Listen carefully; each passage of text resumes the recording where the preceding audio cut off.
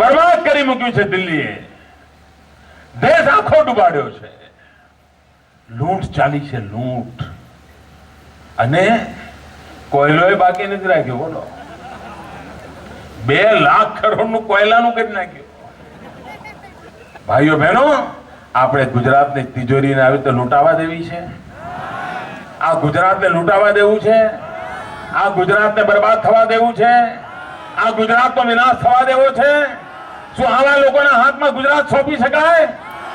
ભાઈઓ બહેનો, હું ગાંધીનગરમાં બેઠો છું, મુખ્યમંત્રી તરીકે નહીં, એક ચોકીદાર તરીકે બેઠો છું. અને આપ લખી રાખજો, જ્યાં સુધી હું ગાંધીનગરમાં બેઠો છું, હું ગાંધીનગરની તિજોરી પર કોઈ પંજો નહીં પડવા દો. ભાઈઓ બહેનો, કોઈ પંજો.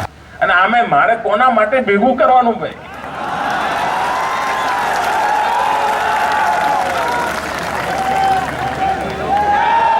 તમે જુઓ જમાઈઓના કારણે શું પરેશાનીઓ થાય છે. આ જમાઈઓ કેવું કેવું કરી નાખ્યું, કેટલાનું કરી નાખ્યું. લૂંટ ચલાવવામાં જમાઈઓ પાછળ નથી રહ્યા. આપણને બધાનો અનુભવ છે. હમણાં તાજી ખબર દિલ્હીથી આવતી હોય છે. ભાઈઓ બહેનો, 6 કરોડ ગુજરાતીઓ એ જ મારું પરિવાર છે. એનું સુખ એ મારું સુખ છે. એના કલ્યાણને માટે મેં